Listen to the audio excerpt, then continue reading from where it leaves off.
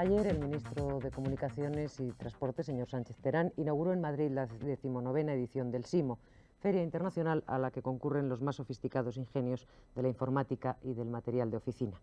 El ministro dijo en la inauguración que la informática está llamada a contribuir positivamente al progreso de nuestro país. Según los expertos, la informática se convertirá a finales de este siglo en la tercera actividad económica mundial, tras la energía y el transporte. Una ciencia que ya en muchos campos ha sentado unas bases sin precedentes y cuyas posibilidades son ilimitadas. Ya sé que recientemente he tomado unas decisiones equivocadas, pero puedo asegurarle que mi trabajo volverá a la normalidad. Tengo todavía el mayor entusiasmo y la máxima confianza en la misión. Y quiero ayudarle.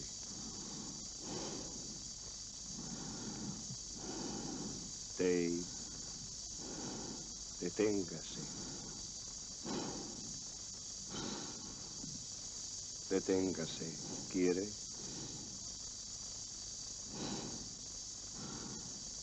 Deténgase, Dave. ¿Quiere detenerse, Dave?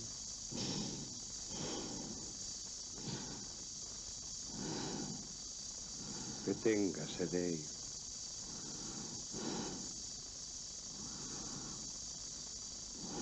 Tengo miedo.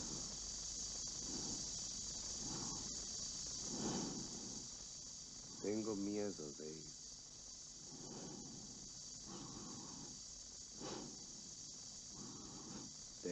Cualquier aficionado al cine recordará estas imágenes de 2001, Odisea del espacio, rodada en 1968 por Stanley Kubrick. En las mismas, HAL 9000, el cerebro de la astronave, es desconectado porque produce evidentes fallos. La máquina, que tiene capacidad para hablar, sufre una terrible angustia porque ve cómo su vida se acaba. En su día, fue uno de los puntos que se le discutieron a Stanley Kubrick. Este, en unas declaraciones, contaba que allí no había ninguna invención, ya que según el estado actual de la ciencia, en un plazo de 100 a 1000 años, las máquinas inteligentes tendrán el primer papel sobre el planeta, ya que todas las experiencias que todas las criaturas biológicas puedan conocer serán vividas por las máquinas. Según Kubrick, tendremos un mundo en donde las máquinas serán más libres que los propios hombres, porque no estarán limitadas por sus experiencias personales, pero dispondrán de toda la experiencia que sea posible registrar. El HAL 9000 no es un invento del futuro. Precisamente este término, el de cibernética, ya fue utilizado por Platón hace más de 2000 años. En 1834, el matemático norteamericano Wiener lo empleaba para encuadrar el control y comunicación de los organismos vivos y de las máquinas cuyos comportamientos encuentra similares. El HAL 9000 tiene que ver, y mucho, con todas y cada una de las fórmulas empleadas por el hombre a lo largo de la historia para documentar, calcular y almacenar información.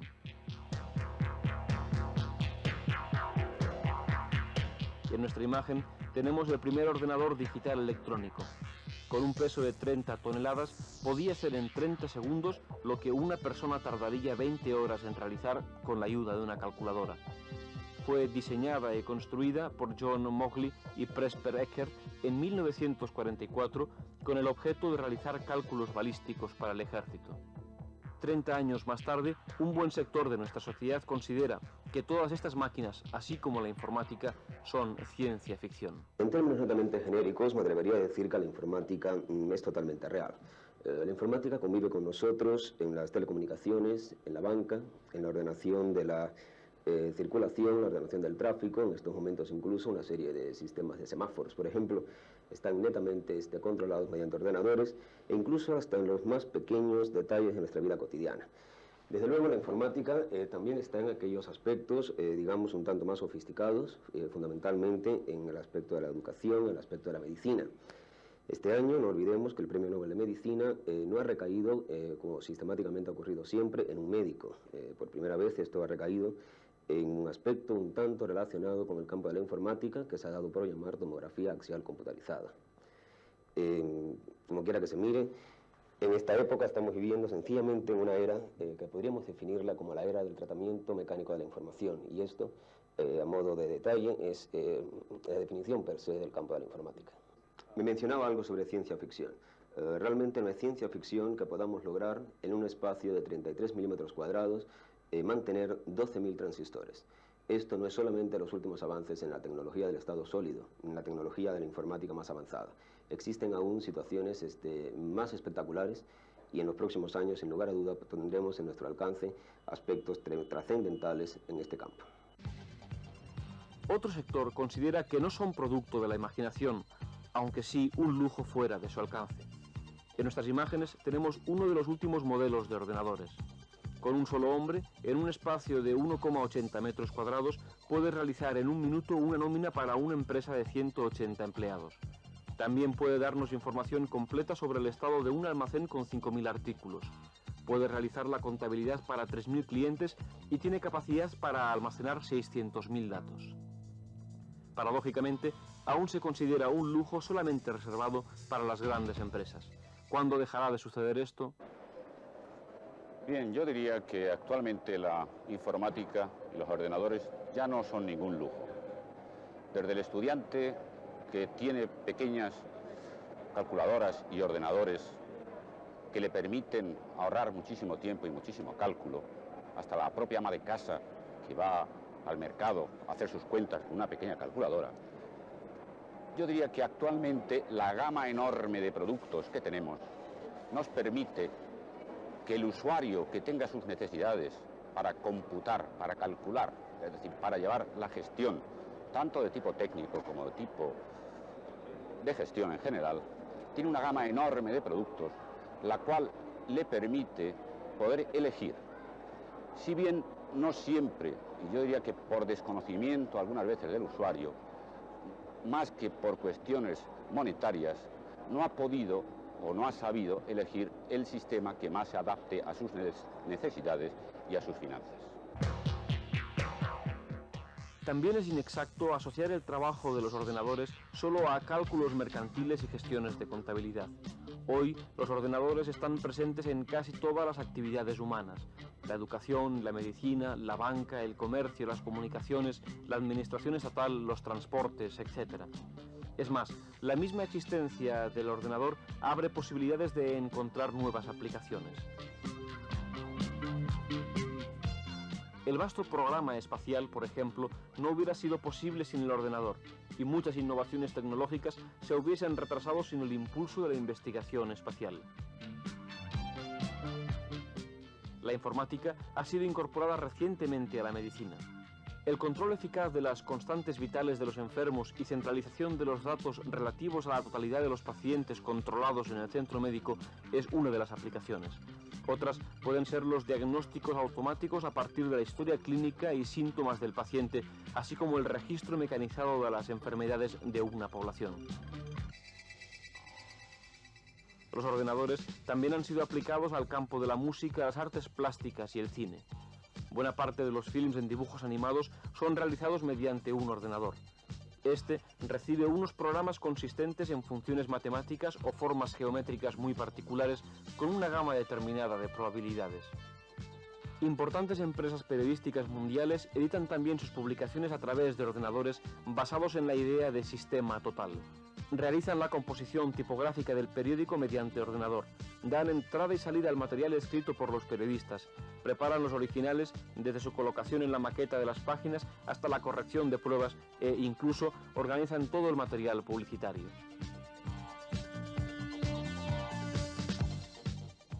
Los cambios en la vida humana que de hecho están provocando los ordenadores son múltiples y de gran entidad. Según Le Ductot, el ordenador es un instrumento capaz de multiplicar por 1000 la estupidez humana. A esta visión negativa se le contrapone la opinión de Zemanek, quien asegura que el invento de la computadora es la culminación del desarrollo tecnológico y el invento más importante de todos los que se han hecho. La computadora, añade, tiene y tendrá capital importancia en el futuro inmediato y remoto del ser humano. Los efectos son importantes y yo me atrevería a clasificarlos de positivos. Veamos las tres áreas en las que impacta. En la primera área sería la área de la administración pública, y en ese aspecto podemos esperar una administración más eficiente, una administración manejando los grandes datos que supone una población como la población española, con unos modelos macroeconómicos que realmente la mente humana puede concebir y puede analizar, pero no tiene la capacidad física de interrelacionar y de calcular.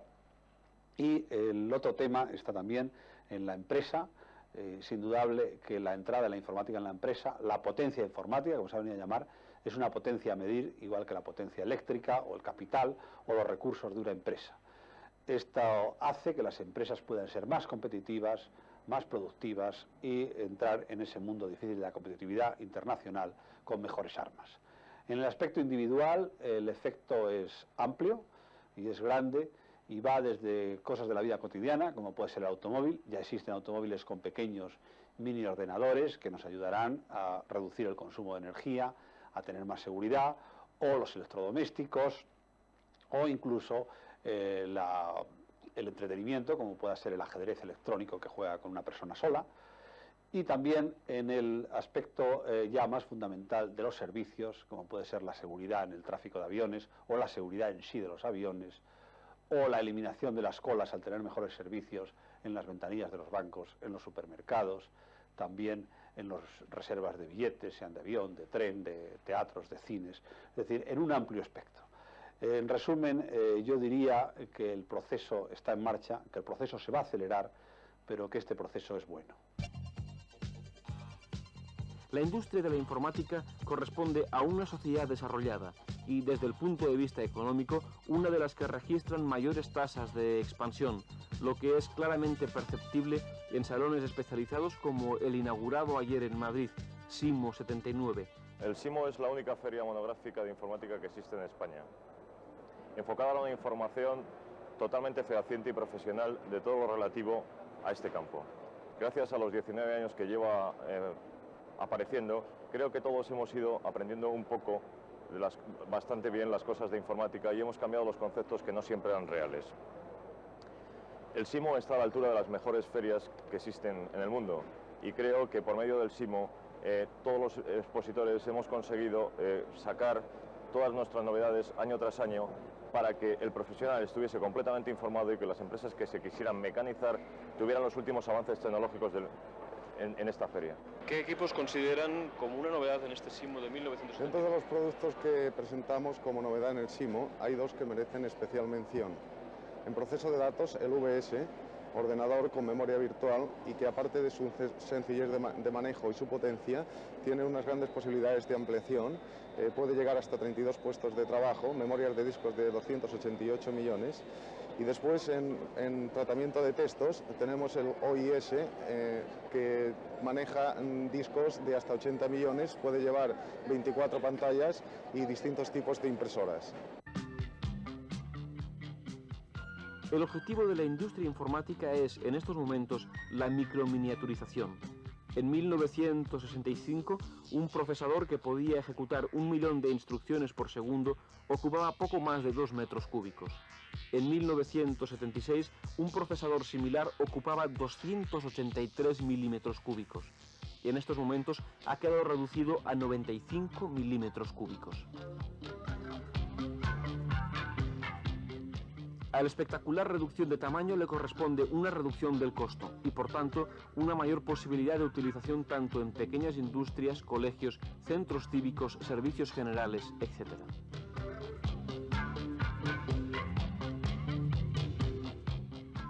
Con la normalización de los pequeños ordenadores se puede producir cambios de importancia fundamental en materia educativa. En el futuro, en la primera y segunda enseñanza, las computadoras ayudarán al profesor y alumnos en la parte rutinaria de su trabajo, permitiendo que la enseñanza posibilite un mayor sentido creador y de innovación que les permita adaptarse al mundo cambiante que les rodea. La informática dejará de ser materia exclusiva para especialistas, pues según todas las previsiones, el aprendizaje del uso de las computadoras se hará a edad muy temprana. Debemos entender que dentro del campo de la informática hay una gran diversidad de niveles. dentro de los cuales sí son necesarias unas características determinadas. En términos muy generales, podría decir que un programador, que es la persona que se encarga de suministrar unas órdenes al ordenador, necesitaría el tener una concepción lógica del problema y evidentemente el conocimiento de los lenguajes y las técnicas de programación en función del equipo que se vaya a emplear. Se puede pensar a priori que el aprendizaje de estos lenguajes puede ser excesivamente complicado. Esto no es cierto porque dentro de este campo ha habido una gran evolución en los últimos años. En 1952, la cifra de ordenadores vendidos ascendía a 100 millones de dólares, mientras que en 1978 rebasó los 100.000 millones de dólares. Cifra ciertamente importante para una industria que controlan escasas empresas. Aunque la tecnología de los ordenadores es asequible para el nacimiento de una empresa, es su crecimiento y en especial las grandes sumas a invertir en investigación lo que las hace inviables. Estados Unidos es el gigante mundial del sector y quien mantiene la hegemonía del mercado. Son precisamente las industrias americanas quienes controlan el 90% del mercado mundial. La situación provoca un complejo mundo de alta política, estrategias comerciales, fomento del consumo, capacidad de información, objetividad y posibilidades de actuación. España, según algunas cifras y algunas estadísticas, está completamente en manos del exterior en cuanto al sector de la informática. ¿Cuál es el grado de dependencia real de la sociedad española de estas empresas multinacionales, de estas empresas exteriores? Bueno, este problema de la dependencia es un problema que hay que mirarlo con dos caras. Si por un lado las multinacionales pueden dar la sensación de que hacen depender al país de ellas, las multinacionales también dependen del país en el aspecto de que tienen normalmente grandes inversiones, tienen unos mercados importantes y por tanto es una dependencia mutua. Pero por otro lado yo creo que hay que mirar también, y podríamos dividir el mundo en este aspecto en tres niveles. Un nivel de autosuficiencia total, donde desde el proceso del desarrollo inicial, pasando por la fabricación y la comercialización, es propiedad del país, cuyo caso único se produce en Estados Unidos y Japón, hasta un proceso ya medio en los que se da producción, se da una cierta investigación y se da una comercialización, pero todavía existe una dependencia de ciertas tecnologías del exterior. En este caso, España ya ha entrado, ya existen fabricaciones de productos informáticos y yo creo que este proceso se acelerará. El tercer nivel, por supuesto, es el que únicamente comercializa los productos importados. Estados Unidos, con su alto desarrollo industrial, sus inversiones en defensa, en investigación espacial, etcétera, constituye hoy día la mitad del mercado informático mundial.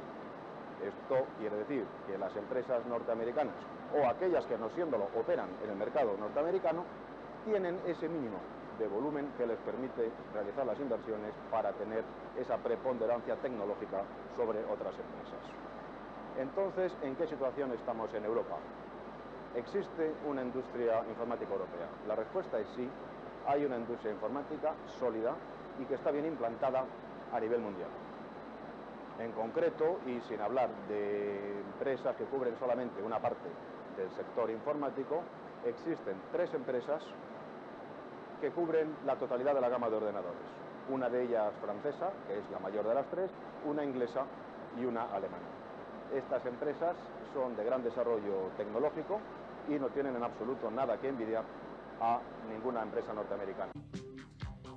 El control de la informática por parte de algunas empresas multinacionales, por otro lado, las únicas que pueden hacer frente a las necesidades de inversión exigidas, provoca un tema de gran trascendencia: la defensa de la persona humana ante la posible invasión de la vida privada. Y en España, la Constitución repara en este riesgo y tutela los derechos individuales frente a la agresión científica de nuestra intimidad. Ahora solo resta desarrollar las leyes para que los ordenadores no sean una espada de Damocles sobre nuestras cabezas y sí unos auxiliares inapreciables para el desarrollo cultural y científico de toda la humanidad. Londres ha sido esta